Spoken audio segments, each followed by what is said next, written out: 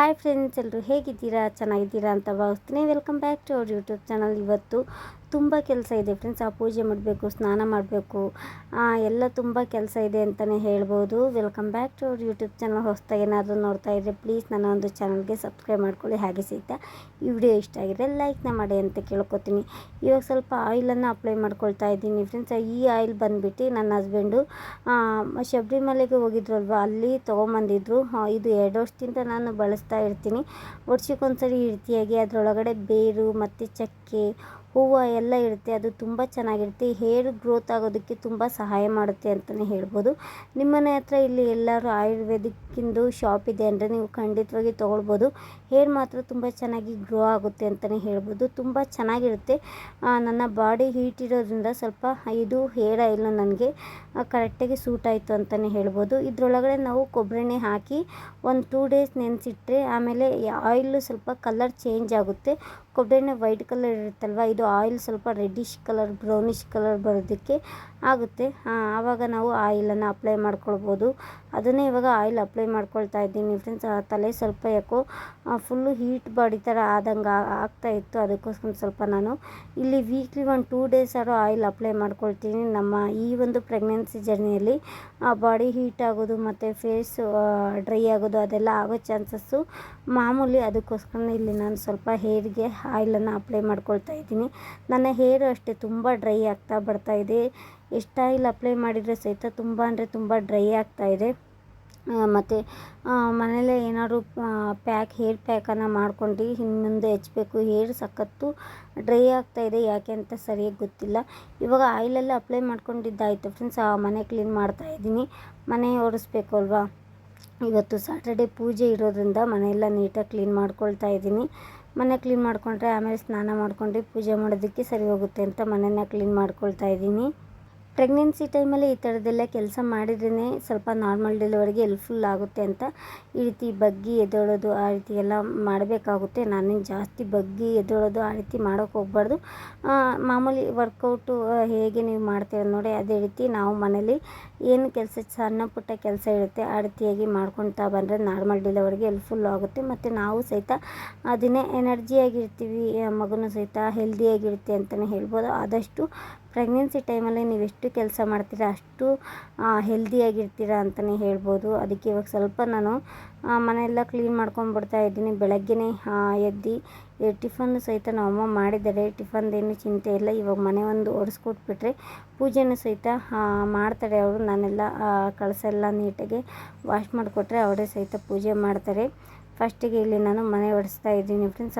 ನೆನ್ನೆ ಶುಕ್ರವಾರನೂ ಸಹಿತ ನೀಟಾಗಿ ಸಾಟರ್ಡೆ ಅಂತ ಒರೆಸ್ಕೊಂಬಂದಿದ್ದೆ. ಇವಾಗ ಹಾಗೆ ಸ್ವಲ್ಪ ಮೇಲೇ ನೀಟಾಗಿ ಕ್ಲೀನ್ ಮಾಡ್ಕೊಂಬರ್ತಾ ಇದ್ದೀನಿ. ಶುಕ್ರವಾರ ಸಂಜೆನೇ ನಾವು ಒಂದು ಟೈಮು ಒರೆಸ್ಬಿಡ್ತೀವಿ. ಯಾಕೆ ಅಂತಂದರೆ ಗುರುವಾರ ಎಲ್ಲ ನಾನ್ ವೆಜ್ ಮಾಡಿರ್ತೀವಲ್ವ, ಅದಕ್ಕೋಸ್ಕರನೇ ಶುಕ್ರವಾರ ಫುಲ್ಲು ಮನೆ ಕ್ಲೀನ್ ಮಾಡಿಬಿಟ್ಟು ಸಾಟರ್ಡೆಗೆ ಸರಿ ಹೋಗುತ್ತಲ್ವ, ಬೇಗ ಕೆಲಸ ಮಾಡ್ಕೋಬೋದು ಅಂತ ಇಲ್ಲಿ ನಾನು ಮನೇನ ಒರೆಸ್ಕೊಳ್ತಾ ಇದ್ದೀನಿ. ಇಲ್ಲಿ ನೀವು ನೋಡೋದಾದರೆ ನನ್ನ ಮಗಳು ನೋಡ್ತಿರ್ಬೋದು, ಅಪರೂಪಕ್ಕೊಂದು ಬಾರಿ ಈ ಸರಿ ಫ್ರಾಕ್ ಹಾಕ್ಕೊಂಡಿದ್ದಾಳೆ. ಈ ಥರದ್ದು ಎಷ್ಟೊಂದು ಫ್ರಾಕ್ ಇದ್ದಾವೆ, ಆದರೆ ಹಾಕ್ಕೊಳ್ಳೋದೇ ಇಲ್ಲ ಅವಳು. ಬರೀ ಟಿ ಶರ್ಟು ಚಡ್ಡಿ ಹಾಕ್ಕೊಂಡೇ ಇರ್ತಾಳೆ. ಅವಳಿಗೆ ಅದೇ ರೂಢಿ ಆಗಿಬಿಟ್ಟಿದೆ. ಅದಕ್ಕೆ ಇವತ್ತು ಎದ್ದಿದ ತಕ್ಷಣವೇ ಸ್ನಾನ ಮಾಡಿಕೊಂಡೆ, ಅಮ್ಮ ನಾನು ದೇವಸ್ಥಾನಕ್ಕೆ ಹೋಗ್ಬರ್ತೀನಿ ಅಂತ ಹೇಳಿದ್ದಾಳೆ. ಅದಕ್ಕೆ ನಮ್ಮ ಅಕ್ಕನ ಮಗನ ಜೊತೆ ಕಳಿಸ್ತಾ ಇದ್ದೀನಿ ದೇವಸ್ಥಾನಕ್ಕೆ ಹೋಗಿ ಬರಲಿ ಅಂತ. ಏನೋ ಗೊತ್ತಿಲ್ಲ ಫ್ರೆಂಡ್ಸ್, ಯಶು ಅವ್ರ ಅಪ್ಪ ಇಲ್ಲ, ಅದಕ್ಕೋಸ್ಕರನೇ ಅವಳನ್ನ ಬೇಜಾರು ಮಾಡಿಸ್ಬಾರ್ದು ಅಂತ ಇವತ್ತು ನಾನು ಹಾಗೆ ಅವಳನ್ನ ಸ್ವಲ್ಪ ಖುಷಿಯಿಂದ ನೋಡ್ಕೊಳ್ಳೋದಕ್ಕೆ ಟ್ರೈ ಮಾಡ್ತಾ ಇದ್ದೀನಿ. ಅವ್ರ ಅಪ್ಪನ ಜ್ಞಾಪಿಸ್ಕೊಂಡ್ಬಿಟ್ರಂತೂ ಅವಳು ಫುಲ್ ಅಳ್ತಾ ಇರ್ತಾಳೆ. ಅದಕ್ಕೆ ಸ್ವಲ್ಪ ಇಲ್ಲಿ ದೇವಸ್ಥಾನಕ್ಕೆ ಹೋಗ್ತೀನಿ ಅಂತ ಅವಳೇ ಬಾಯಿ ಬಿಟ್ಟು ಅಂದ್ಲು. ಅದೇನೋ ಗೊತ್ತಿಲ್ಲ, ಯಾವತ್ತೂ ಅಂದಿರಲಿಲ್ಲ. ಇವತ್ತು ನಾನು ದೇವಸ್ಥಾನಕ್ಕೆ ಹೋಗ್ತೀನಿ ಅಲ್ಲಲ್ವ, ಅದಕ್ಕೆ ಹೋಗ್ಬರಮ್ಮ ಅಂತ ತಲೆ ಸ್ನಾನ ಮಾಡಿಸಿ ಅವಳಿಗೆ ಫಸ್ಟು ರೆಡಿ ಮಾಡಿಬಿಟ್ಟಿದ್ದೀನಿ. ಆಮೇಲೆ ಫಸ್ಟು ಯಶಿಗೆ ಸ್ನಾನ ಮಾಡಿಸಿದ್ಮೇಲೆ ನಾನು ಸಹಿತ ತಲೆಗೆ ಸ್ನಾನ ಮಾಡ್ಕೊಂಬಂದು ಹಾಗೆ ಪೂಜೆ ಐಟಮ್ ಎಲ್ಲ ಸಾಟರ್ಡೆ ಬಂತು ಅಂದರೆ ಕಳಸ ಎಲ್ಲ ತೆಗ್ದು ನೀಟಾಗಿ ಪೂಜೆ ಐಟಮ್ ಎಲ್ಲ ವಾಶ್ ಮಾಡಬೇಕಾಗುತ್ತೆ ಅಲ್ವಾ ಫ್ರೆಂಡ್ಸ್. ಅದಕ್ಕೋಸ್ಕರನೇ ಇಲ್ಲಿ ಪೂಜೆ ಐಟಮ್ ಎಲ್ಲ ನೀಟಾಗಿ ವಾಶ್ ಮಾಡ್ಕೊಳ್ತಾ ಇದ್ದೀನಿ. ದೀಪದಲ್ಲಂತೂ ಫುಲ್ಲು ಆಯಿಲೆಲ್ಲ ಇತ್ತು. ಅದಕ್ಕೆ ಫಸ್ಟಿಗೆ ಇಲ್ಲಿ ಸೋಪಲ್ಲಿ ನೀಟಾಗಿ ವಾಶ್ ಮಾಡ್ಕೊಳ್ತೀನಿ. ಆಮೇಲೆ ಸ್ವಲ್ಪ ಹುಣಸೆಹಣ್ಣು ಹಾಕ್ಬಿಟ್ರೆ ತುಂಬ ಚೆನ್ನಾಗಿ ತಾಮ್ರದ ಕಲರ್ ಬರುತ್ತೆ ಅಂತಲೇ ಹೇಳ್ಬೋದು. ಅಷ್ಟೇ, ನಾನೇನು ಜಾಸ್ತಿ ಉಪಯೋಗಿಸೋದಿಲ್ಲ. ತಾಮ್ರದ್ದು ಪಾತ್ರೆ ತೊಳೆಯೋ ಪೌಡರ್ ಬರುತ್ತೆ ನೋಡಿ, ಪೀತಾಂಬರು, ಅದು ಮುಂಚೆ ಯೂಸ್ ಮಾಡ್ತಾಯಿದ್ವಿ, ಅದು ಸಹಿತ ಚೆನ್ನಾಗಿದೆ. ಅದೇ ಹುಣಸೆಹಣ್ಣು ಹಾಕಿದರೆ ಇನ್ನೂ ತುಂಬ ಚೆನ್ನಾಗಿರುತ್ತೆ ಅಂತ ಹುಣಸೆಹಣ್ಣೆ ಮನೇಲೇ ಇದೆ ಅಲ್ವಾ, ಅದನ್ನೇ ಹಾಕಿ ಎಲ್ಲದೂ ಸಹಿತ ಕ್ಲೀನ್ ಮಾಡ್ತಾಯಿದ್ದೀನಿ. ನೋಡಿ ಕಾಳು ಗಣೇಶ ಇಟ್ಟಿದ್ದೀನಿ ಅಲ್ವ, ಇದು ನಾನು ಕಾಲೇಜಿಗೆ ಹೋಗ್ಬೇಕಾದ್ರೆ ಮತ್ತು ಕಂಪ್ಯೂಟರ್ ಕ್ಲಾಸ್ಗೆ ಹೋಗ್ಬೇಕಾದ್ರೆ 2 ತೊಗೊಂಬಂದಿದ್ದೆ. ಒಂದು ಕಾಳು ಗಣೇಶ ಸ್ವಲ್ಪ ಸ್ಕ್ರ್ಯಾಚ್ ಆಗಿ ಬೇರೆ ಕಡೆ ನೀರಿಗೆ ಬಿಟ್ಟು ಬಂದ್ವಿ. ಒಂದೇ ಒಂದು ಗಣೇಶ ಇದೆ, ಇದು ತುಂಬ ಚೆನ್ನಾಗಿರುತ್ತೆ ಫ್ರೆಂಡ್ಸ್. ಎಲ್ಲ ಥರದ ಕಾಳಿಂದ ಗಣೇಶ ಮಾಡಿರೋದು. ಇದು ಸ್ವಲ್ಪ ಹಾಗೆ ಕಾಳುಗಳೆಲ್ಲ ಮೇಲೆ ಮೇಲೆ ಎದ್ದು ಸ್ವಲ್ಪ ಸ್ಕ್ರ್ಯಾಚಸ್ ಆಗೋ ಥರ ಆಗ್ತಾಯಿದೆ. ನೋಡಬೇಕು, ಎಲ್ಲರೂ ಸಿಕ್ಕಿದ್ರೆ ಇನ್ನೊಂದು ತೊಗೊಂಬರ್ಬೇಕು. ತುಂಬ ಚೆನ್ನಾಗಿದೆ. ಇವಾಗ ಫೈನಲ್ ಆಗಿ ಕಳಸ ಎಲ್ಲ ಮತ್ತು ದೀಪ ಅದೆಲ್ಲದು ಸಹಿತ ನೀಟಾಗಿ ವಾಶ್ ಮಾಡಿದ್ದಾಯಿತು. ಮತ್ತು ಪೂಜೆನೂ ಸಹಿತ ಈ ರೀತಿಯಾಗಿ ಮಾಡ್ತಾಯಿದ್ದೀವಿ ಫ್ರೆಂಡ್ಸ್. ಎಲ್ಲದೂ ಸಹಿತ ನಾನೇ ರೆಡಿ ಮಾಡಿಕೊಟ್ಟಿದ್ದೆ ನಮ್ಮಮ್ಮ ಪೂಜೆ ಮಾಡಲಿ ಅಂತ. ಬರೋಷ್ಟೊತ್ತಿಗೆ ನಾನೇ ಎಲ್ಲ ಫುಲ್ಲು ರೆಡಿ ಮಾಡಿ ನಾನೇ ಪೂಜೆ ಮಾಡ್ತಾಯಿದ್ದೀನಿ ಅಂತಲೇ ಹೇಳ್ಬೋದು. ಇವಾಗ ನೋಡಿ ಸಿಂಪಲ್ಲಾಗಿ ಹೂವೆಲ್ಲ ಹಾಕಿ ಮತ್ತು ಪ್ರಸಾದಕ್ಕೆ ಇಲ್ಲಿ ಹೆಸರುಬೇಳೆ ಪಾಯಸ ಮಾಡಿದ್ದೀನಿ. ತುಂಬ ಚೆನ್ನಾಗಿತ್ತು. ಮತ್ತು ಹೆಸರುಬೇಳೆ ಪಾಯಸ ಶನಿವಾರ ಬೆಲ್ಲ ಹಾಕ್ಬಿಟ್ಟು ಮಾಡ್ತೀವಿ. ತುಪ್ಪ ಹಾಕಿ ಬೆಲ್ಲ ಹಾಕಿ ಹೆಸರುಬೇಳೆ ಪಾಯಸನ ಸಹಿತ ಎಡೆಗೆ ಇಟ್ಟಿದ್ದೀವಿ. 2 ಬಾಳೆಹಣ್ಣು, ಸ್ವಲ್ಪ ಹಣ್ಣು ಮನೇಲಿ ಕಿತ್ಳೆಹಣ್ಣಿತ್ತು ಅದನ್ನೇ ಇಕ್ಕಿದ್ದೀನಿ. ಸ್ವಲ್ಪ ಈ ರೀತಿಯಾಗಿ ಪೂಜೆ ಮಾಡಿದ್ದೀನಿ ಫ್ರೆಂಡ್ಸ್. ನೀವು ನೋಡ್ತಿರ್ಬೋದು ಸಿಂಪಲ್ಲಾಗಿ ಈ ರೀತಿಯಾಗಿ ಪೂಜೆ ಮಾಡಿದ್ದೀವಿ. ನಮ್ಮ ಮನೆದೇವ್ರು ಬಂದುಬಿಟ್ಟು ರಂಗನಾಥ ಸ್ವಾಮಿ ಮತ್ತು ಶನೇಶ್ವರಗೂ ಸಹಿತ ಸ್ಯಾಟರ್ಡೇ ನಾವು ಪೂಜೆ ಮಾಡ್ತಾ ಇರ್ತೀವಿ. ನೋಡಿ ರಾಮ ಮಂದಿರದಿಂದ ಫ್ರೆಂಟು ಮತ್ತು ಅಕ್ಕಿಕಾಳು ಕೊಟ್ಟಿದ್ರಲ್ವ, ಅದು ಹಾಗೆ ಇಟ್ಕೊಂಡಿದ್ದೀನಿ. ಅಕ್ಕಿಕಾಳನ್ನು ಪೂಜೆ ಅವತ್ತು ಮಾಡೋ ದಿನ ಹಾಕಬೇಕಿತ್ತು, ಅದನ್ನು ನಾನು ಹಾಕಿಲ್ಲ. ಅದನ್ನು ಹಾಗೆ ಇಟ್ಕೊಂಡು ನಾನು ಒಂದು 2 ಕಾಳನ್ನು ನಾನೇ ತಿನ್ಕೋತಾ ಇರ್ತೀನಿ. ನನಗೆ ಯಾವಾಗ ಪೂಜೆ ಮಾಡ್ತೀನಿ ನೋಡಿ ಆವಾಗ ಒಂದು 2 ಕಾಳನ್ನು ಬಾಯೊಳಗಡೆ ಹಾಕ್ಕೊಳ್ತೀನಿ. ಅದಕ್ಕೆ ಹಾಗೆ ಇಟ್ಟಿದ್ದೀನಿ. ಸ್ವಲ್ಪ ಅರ್ಧ ಪಾಕೆಟ್ ಖಾಲಿ ಆಗಿದೆ, ಇನ್ನೊಂದು ಅರ್ಧ ಪಾಕೆಟ್ ಇದೆ. ಬನ್ನಿ ಫ್ರೆಂಡ್ಸ್, ಪೂಜೆ ಎಲ್ಲ ಆಯಿತು. ಪೂಜೆ ಎಲ್ಲ ಆದಮೇಲೆ ಪ್ರಸಾದ ಮಾಡಿದ್ಮೇಲೆ ತಿನ್ನದಲ್ಲೇ ಇರೋಕ್ಕಾಗುತ್ತೆ, ಅದಕ್ಕೋಸ್ಕರನೇ ಪ್ರಸಾದನೂ ಸಹಿತ ಮಾಡಿದ್ವಿ. ಹೆಸರುಬೇಳೆ ಪಾಯಸ ನೋಡಿ ತುಪ್ಪ ಹಾಕ್ಕೊಂಡು ತಿಂತಾಯಿದ್ರೆ ತುಂಬ ಚೆನ್ನಾಗಿರುತ್ತೆ. ನನಗೆ ಹೆಸರುಬೇಳೆ ಪಾಯಸ ಅಂದರೆ ತುಂಬ ಇಷ್ಟ. ಬೆಲ್ಲ ಹಾಕಿ ಸ್ವಲ್ಪನೇ ಪ್ರಸಾದಕ್ಕೆ ಬೆಲ್ಲ ಹಾಕಿದ್ದು, ಅದ್ರ ಜೊತೆಗೆ ಸ್ವಲ್ಪ ಸಕ್ಕರೆ ಹಾಕ್ಕೊಂಡು ನಾನು ಪ್ರಸಾದನ ತಿಂತೀನಿ. ಮತ್ತು ಇಲ್ಲಿ ನನ್ನ ಯಶು ಮತ್ತು ನಮ್ಮ ಅಕ್ಕನ ಮಗ ಇಬ್ಬರು ಸಹಿತ ದೇವಸ್ಥಾನಕ್ಕೆ ಹೋಗಿದ್ರಲ್ವ, ಆ ಪ್ರಸಾದ ತೊಗೊಂಬಂದಿದ್ದಾಳೆ. ಯಶು ನೋಡ್ತಿರ್ಬೋದು, ಅವಳು ತಿಂದು ನನಗೂ ಸಹಿತ ತೊಗೊಂಬಂದಿದ್ದಾಳೆ. ಚೆನ್ನಾಗಿತ್ತು. ಬೆಲ್ದನ ಮಾಡಿದರು ಪ್ರಸಾದ. ಗಣೇಶ ದೇವಸ್ಥಾನಕ್ಕೆ ಹೋಗಿದ್ರಂತೆ. ಇಲ್ಲೇ ನಮ್ಮ ಮನೆ ಹತ್ರನೇ ಇದೆ, ನಮ್ಮ ಮನೆ ಹಿಂದೆಯೇ ದೇವಸ್ಥಾನ ಇದೆ. ಇಲ್ಲಿ ನಿಂತ್ಕೊಂಡ್ರೆ ಕಾಣುತ್ತೆ, ಹತ್ರನೇ ಹೋಗ್ರಿ ಅಂತ ಹೇಳಿದ್ದೆ. ಹೋಗಿ ಯಶು ಇಬ್ಬರು ಸಹಿತ ಹೋಗಿ ದೇವಸ್ಥಾನಕ್ಕೆ ಹೋಗಿ ಬಂದು ಪ್ರಸಾದ ತೊಗೊಂಬಂದಿದ್ರು. ಅದು ಸಹಿತ ತುಂಬ ಚೆನ್ನಾಗಿತ್ತು. ನನಗೆ ದೇವಸ್ಥಾನ ಪ್ರಸಾದ ಅಂದರೆ ತುಂಬ ಇಷ್ಟ ಫ್ರೆಂಡ್ಸ್. ಅದೇನೋ ಗೊತ್ತಿಲ್ಲ, ದೇವಸ್ಥಾನ ಪ್ರಸಾದ ಏನೇ ಕೊಟ್ಟು ಸಹಿತ ತುಂಬ ಇಷ್ಟ ಆಗುತ್ತೆ. ಈಗಲೇ ಎಲ್ಲ ಚಿಕ್ಕ ವಯಸ್ಸಿಂದಲೂ ಅಷ್ಟೇ ದೇವಸ್ಥಾನ ಪ್ರಸಾದ ಅಂತ ಸಾಕು ತುಂಬ ಇಷ್ಟಪಟ್ಟು ತಿಂತೀನಿ. ಇಲ್ಲಿ ಫೈನಲಾಗಿ ಯಶು ದೇವಸ್ಥಾನಕ್ಕೆಲ್ಲ ಹೋಗಿ ಬಂದಿದ್ದಾಯಿತು. ಟಿಫನೆಲ್ಲ ತಿಂದು ಅವಳು ಸ್ವಲ್ಪ ಹೊತ್ತು ಆಟ ಆಡ್ಕೊಂಡು ಮೊಬೈಲ್ ನೋಡ್ತಾ ಇದ್ಲು. ಹಾಗೆ ಮಲ್ಕೊಂಡಿದ್ದಾಳೆ, ನನಗೆ ಗೊತ್ತೇ ಇಲ್ಲ. ಆಮೇಲೆ ನಾನೇ ಮೊಬೈಲ್ ಆಫ್ ಮಾಡಿ ಮಲಗಿಸಿದ್ದೀನಿ. ಅವಳಿಗೆ ಬೆಡ್ಶೀಟ್ ಹೊಚ್ಚಿದ್ರೆ ಆಗೋದಿಲ್ಲ, ಇವಾಗ ಬೇರೆ ಸೆಕೆ ಟೈಮ್ ಅಲ್ವಾ, ಅದಕ್ಕೆ ಹಾಗೆ ಮಲಗಿಸಿದ್ದೀನಿ. ಬೆಡ್ಶೀಟ್ ಹೊಚ್ಚಿದ್ರೆ ಅವಳಿಗೆ ಚಳಿಗಾಲದಲ್ಲೂ ಸಹಿತ ಬೆಡ್ಶೀಟ್ ಜಾಸ್ತಿ ಹೊಚ್ಕೊಳ್ಳೋದಿಲ್ಲ ಅವಳು, ಹಾಗೆ ರೂಢಿ ಮಾಡ್ಕೊಂಡ್ಬಿಟ್ಟಿದ್ದಾಳೆ. ನಾನಂತೂ ಚಳಿಗಾಲ ಸೆಕೆಗಾಲ ಯಾವುದೂ ತಡೆಯೋದಿಲ್ಲ, ಬೆಡ್ಶೀಟ್ ಹೊಚ್ಕೊಂಡು ಸ್ವಲ್ಪ ಮಲ್ಕೊಳ್ತೀನಿ. ಅವಳು ಹಾಗಲ್ಲ, ಸ್ವಲ್ಪನೂ ಸಹಿತ ಮೈ ಮೇಲೆ ಒಂಚೂರು ಈ ರೀತಿಯಾಗಿ ಬಟ್ಟೆ ಬೆಡ್ಶೀಟನ್ನು ಹಾಕಿಬಿಟ್ಟು ಎದ್ದೋಗ್ಬಿಡ್ತಾಳೆ ಅಂತ ಹಾಗೆ ಫ್ಯಾನನ್ನು ಹಾಕಿ ಮಲಗಿಸಿದ್ದೀನಿ. ಇವಾಗ ನಿನ್ನೆ ಬಟ್ಟೆ ವಾಷಿಂಗ್ ಮಿಷಿನ್ಗೆ ಹಾಕಿದ್ವಿ ಅಲ್ವಾ ಫ್ರೆಂಡ್ಸ್, ಅದು ಸ್ವಲ್ಪ ಬಟ್ಟೆ ಇತ್ತು, ಅದನ್ನು ಮಡಚೇ ಇರಲಿಲ್ಲ. ಆಮೇಲೆ ಪೂಜೆ ಎಲ್ಲ ಆದಮೇಲೆ ಗ್ಯಾಪ್ನಿಸ್ಕೊಂಡು ಇಲ್ಲಿ ನಾನು ಬಟ್ಟೆನ ಮಡಚಿಟ್ಕೊಳ್ತಾ ಇದ್ದೀನಿ. ನನ್ನ ಹಸ್ಬೆಂಡ್ ಶರ್ಟ್ ಆಗಿರ್ಬೋದು, ನಂದು ಮತ್ತು ನಮ್ಮ ಅಕ್ಕನ ಮಕ್ಳದ್ದು ಬಟ್ಟೆ ಅದೆಲ್ಲದು ಸಹಿತ ಬಟ್ಟೆನ ಮಡಚಿಕ್ತಾ ಇದ್ದೀನಿ. 2 ಡೇಸಿಗೆ ಒಂದ್ಸರಿ ನಾವು ವಾಷಿಂಗ್ ಮಿಷಿನ್ಗೆ ಬಟ್ಟೆ ಹಾಕ್ತೀವಿ ಅಲ್ವಾ, ಅದಕ್ಕೆ ಸ್ವಲ್ಪ ಬಟ್ಟೆ ಆವಾಗವಾಗ ಕಡಿಮೆ ಆಗ್ತಾ ಇರುತ್ತೆ. ಜಾಸ್ತಿ ಏನಿಲ್ಲ, ಬಟ್ಟೆ ಸ್ವಲ್ಪನೇ ಇದ್ದಾವೆ. ಎಲ್ಲರದ್ದು ಒಂದೊಂದು ಪೇರು ಇಲ್ಲ, ಟೂ ಪೇರ್ ಇದೆ ಅಷ್ಟೇ. 2 ಡೇಸಿಗೆ ಒಂದ್ಸರಿ ನಾವು ವಾಷಿಂಗ್ ಮಿಷಿನ್ ಹಾಕೋದ್ರಿಂದ ಅಷ್ಟೊಂದು ಬಟ್ಟೆ ಆಗೋದಿಲ್ಲ ಮತ್ತು ಗಲೀಜು ಸಹಿತ ಇರೋದಿಲ್ಲ ಅಂತ ವಾಷಿಂಗ್ ಮಿಷಿನ್ಗೆ ಬಟ್ಟೆ ಹಾಕ್ತೀವಿ. ಯಶುದು ತುಂಬ ಗಲೀಜಾಗಿದ್ದರೆ ಅವಳು ಆಟ ಆಡೋದು ಮತ್ತು ಏನಾದ್ರು ಗಲೀಜು ಮಾಡಿಕೊಂಡಾಗ ಅವಳದು ಕೈಯಲ್ಲೇ ಸ್ವಲ್ಪ ವಾಶ್ ಮಾಡಬೇಕಾಗುತ್ತೆ, ವಾಷಿಂಗ್ ಮಿಷಿನ್ಗೇನೋ ಹಾಕೋ ಆಗಿಲ್ಲ. ಇವಾಗ ಯಶುದು ಸಹಿತ ಅವಳು ಸ್ವಲ್ಪ ಇದ್ದು ಕೈಯಲ್ಲೇ ವಾಶ್ ಮಾಡಿದ್ದೆ. ಮೊನ್ನೆ ಸುಸು ಮಾಡಿದ ಚಡ್ಡಿ ಎಲ್ಲ ಇತ್ತಲ್ವ, ಕೈಯಲ್ಲೇ ವಾಶ್ ಮಾಡಿರೋದ್ರಿಂದ ಅವಳು ಸ್ವಲ್ಪ ಬಟ್ಟೆ ಕಡಿಮೆ ಇದ್ದಾವೆ, ನಮ್ಮವಿದ್ದಾವೆ ಅಂತ ನಾನಿಲ್ಲಿ ಬೇಗನೆ ಬಟ್ಟೆನ ಮಡಚಿಕ್ತಾ ಇದ್ದೀನಿ. ಇಲ್ಲಿ ಸ್ವಲ್ಪ ಈವ್ನಿಂಗ್ ಆಗ್ತಾ ಬರ್ತಾ ಇದೆ ಫ್ರೆಂಡ್ಸ್. ಆಲ್ರೆಡಿ ಪೂಜೆ ಎಲ್ಲ ಮಾಡಿ ಮತ್ತು ನಾನು ಸಹಿತ ರೆಸ್ಟ್ ತೊಗೊಂಡು ಪ್ರಸಾದ ಎಲ್ಲ ತಿಂದು ಹಾಗೆ ಎಲ್ಲ ಕೆಲಸ ಮಾಡೋ ಹೊತ್ತಿಗೆ ಈವ್ನಿಂಗ್ ಆಗೇ ಬಿಡ್ತು. ಮಧ್ಯಾಹ್ನ ನಾನು ಸ್ವಲ್ಪ ಪುಳಿಯೋಗರೆ ಮಾಡ್ಕೊಂಡಿದ್ದೆ. ಪುಳಿಯೋಗರೆ ತಿನ್ನೋಂಗಾಗಿತ್ತು, ಅದಕ್ಕೋಸ್ಕರ ಸ್ವಲ್ಪ ರೈಸಿಗೆ ಸ್ವಲ್ಪ ಪುಳಿಯೋಗರೆ ಮಾಡ್ಕೊಂಡು ಮಧ್ಯಾಹ್ನಕ್ಕೆ ಹೇಗೋ ಅಡ್ಜಸ್ಟ್ ಮಾಡ್ಕೊಂಡ್ವಿ.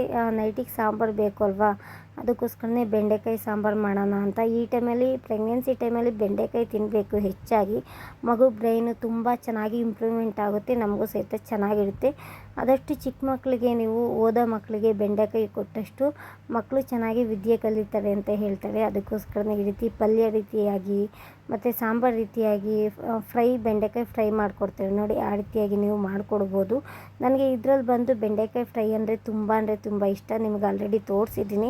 ಬೆಂಡೆಕಾಯಿ ಮಧ್ಯೆ ಕಟ್ ಮಾಡಿಬಿಟ್ಟು ಅದರೊಳಗಡೆ ಸ್ವಲ್ಪ ಉಪ್ಪು, ಗರಂ ಮಸಾಲ ಎಲ್ಲ ಹಾಕಿ ಆಯಿಲಲ್ಲಿ ಫ್ರೈ ಮಾಡಿಕೊಂಡ್ರೆ ತುಂಬ ಚೆನ್ನಾಗಿರುತ್ತೆ. ಸೈಡ್ಸಿಗೆ ರಸಮ್ ಜೊತೆ ಇಲ್ಲ ಬೇಳೆ ಸಾಂಬಾರು ಜೊತೆ ಸೈಡ್ಸಿಗೆ ಬೆಂಡೆಕಾಯಿ ಫ್ರೈ ಚೆನ್ನಾಗಿರುತ್ತೆ.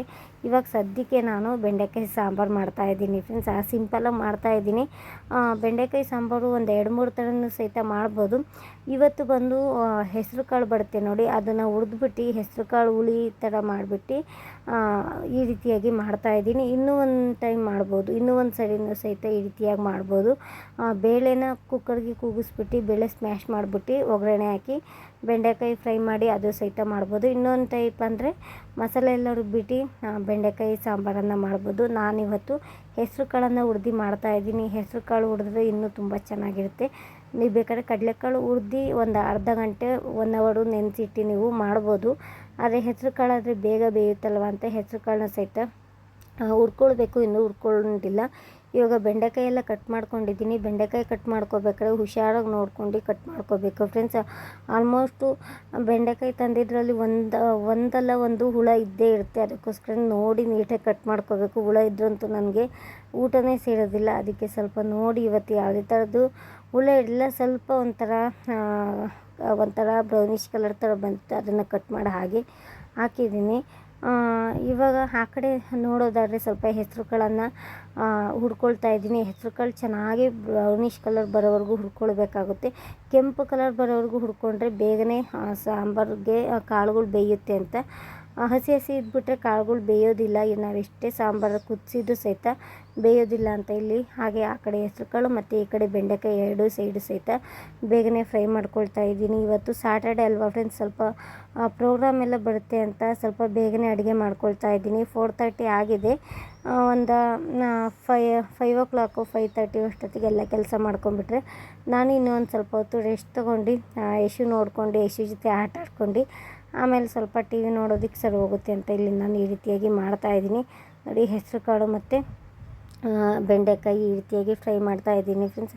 ನನ್ನ ಹಸ್ಬೆಂಡ್ ಬಂದು ಊರಿಗೆ ಹೋಗಿದ್ದಾರೆ, ನಾಳೆ ಬರ್ತೀನಿ ಅಂತ ಹೇಳಿದ್ದಾರೆ. ನಾಳೆ ಯಶುಗೆ ಬೇರೆ ಡ್ರಾಪ್ಸನ್ನು ಹಾಕಬೇಕು. ಅದೇ ಪೋಲಿಯೋ ಲಸಿಕೆ ಇದೆ ಅಲ್ವಾ, ಕಂಪಲ್ಸರಿಯಾಗಿ ಡ್ರಾಪ್ಸನ್ನು ಎಲ್ಲ ಮಕ್ಕಳಿಗೂ ಸಹಿತ 5 ವರ್ಷದ ಒಳಗಡೆ ಮಕ್ಕಳಿಗೂ ಸಹಿತ ಹಾಕಿಸ್ಬೇಕಾಗುತ್ತೆ ಫ್ರೆಂಡ್ಸ್. ನನ್ನ ಹಸ್ಬೆಂಡು ನಾಳೆ ಬರ್ತಾರೆ. ನೋಡೋಣ, ಪಾಪ ಅವ್ರ ಅಪ್ಪಾಜಿಗೆ ಹುಷಾರಿಲ್ಲ.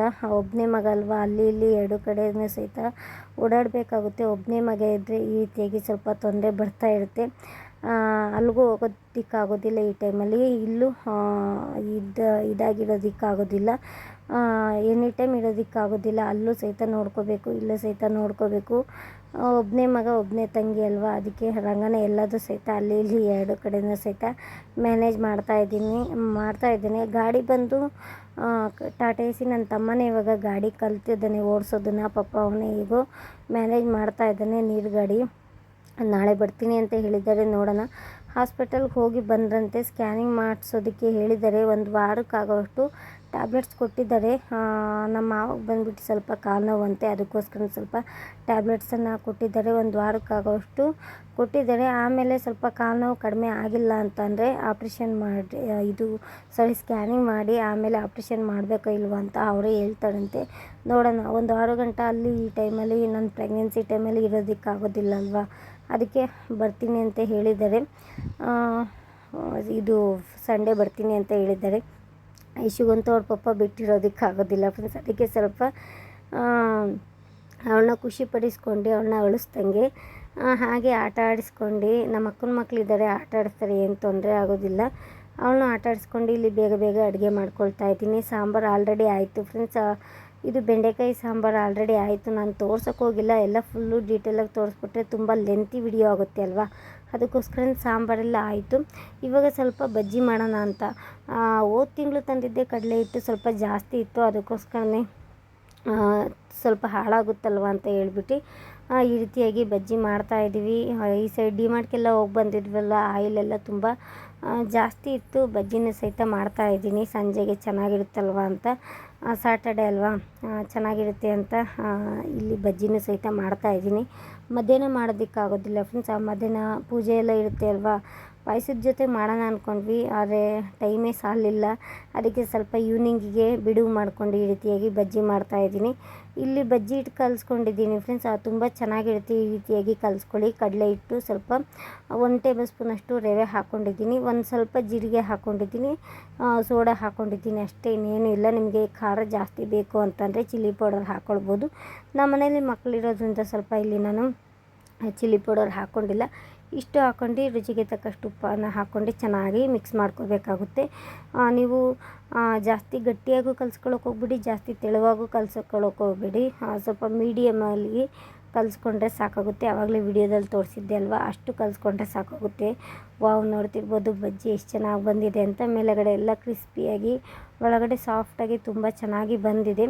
ಬಜ್ಜಿ ಮೆಣಸಿನ್ಕಾಯಿ ಉದ್ದುದಕ್ಕೇನು ಕಟ್ ಮಾಡಿಲ್ಲ, ಚಿಕ್ಕ ಚಿಕ್ಕದಾಗೆ ಕಟ್ ಮಾಡಿದ್ದೀನಿ.